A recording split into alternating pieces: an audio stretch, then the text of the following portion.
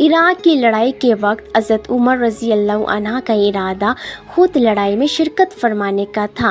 عوام اور خواص دونوں قسم کے مجموعوں سے کئی روز تک اس میں مشورہ ہوتا رہا کہ حضرت عمر رضی اللہ عنہ کا خود شریک ہونا زیادہ مناسب ہے یا مدینہ رہ کر لشکروں کے روانہ کرتے رہنے کا انتظام زیادہ مناسب ہے۔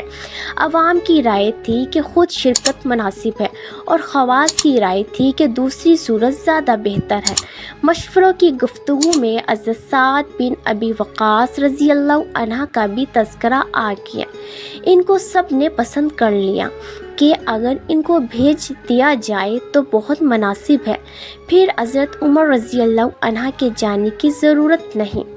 حضرت سعد رضی اللہ عنہ بڑے بہادر اور عرب کے شیروں میں شمار ہوتے تھے۔ غرض یہ تجویز ہو گئی اور ان کو بھیج دیا گیا۔ جب قادسیہ پر حملے کے لیے پہنچے تو شاہ کیری نے ان کے مقابلے کے لیے رستم کو، جو مشہور پہلوان تھا، تجویز کیا۔ رستم نے ہر چند کوشش کی اور بادشاہ سے بار بار اس کی تجویز کی، مجھے اپنے پاس رہنے دے۔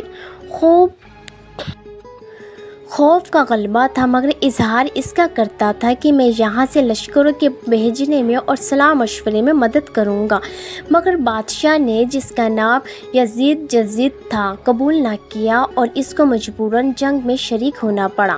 اب حضرت سعد رضی اللہ عنہ جب روانہ ہونے لگے تو حضرت عمر رضی اللہ عنہ نے ان کو وصیت فرمائی، جس کے الفاظ کا مختصر ترجمہ یہ ہے: سعد، تمہیں یہ بات دھوکے میں نہ ڈالے کہ تم حضور صلی اللہ علیہ وسلم کے ماموں کہلاتے ہو اور حضور صلی اللہ علیہ وسلم کے صحابی ہو۔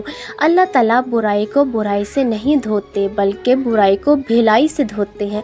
اللہ تعالیٰ کے اور بندوں کے درمیان کوئی رشتہ نہیں ہے، اس کے یہاں صرف اس کی بندگی قبول ہے۔ اللہ کے یہاں شریف، یزید سب برابر ہیں، سب ہی اس کے بندے ہیں اور وہ سب کا رب ہے۔ اس کے انعامات بندگی سے حاصل ہوتے ہیں۔ ہر امر میں اس چیز کو دیکھنا جو حضور صلی اللہ علیہ وسلم کا طریقہ تھا، وہی عمل کی چیز ہے۔ میری اس نصیحت کو یاد رکھنا، تم ایک بہت بڑے کام کے لیے بھیجے جا رہے ہو، اس سے چھٹکارا صرف حق کے اتباع سے ہو سکتا ہے۔ اپنے آپ کو اور اپنے ساتھیوں کو خوبی کا عادی بنانا، اللہ کے خوف کو اختیار کرنا اور اللہ کا خوف دو باتوں میں جمع ہوتا ہے: اس کی اطاعت میں اور گناہ سے پرہیز کرنے میں، اور اللہ کی اطاعت جس کو بھی نصیب ہوئی دنیا سے بغض اور آخرت کی محبت سے نصیب ہوتی ہے۔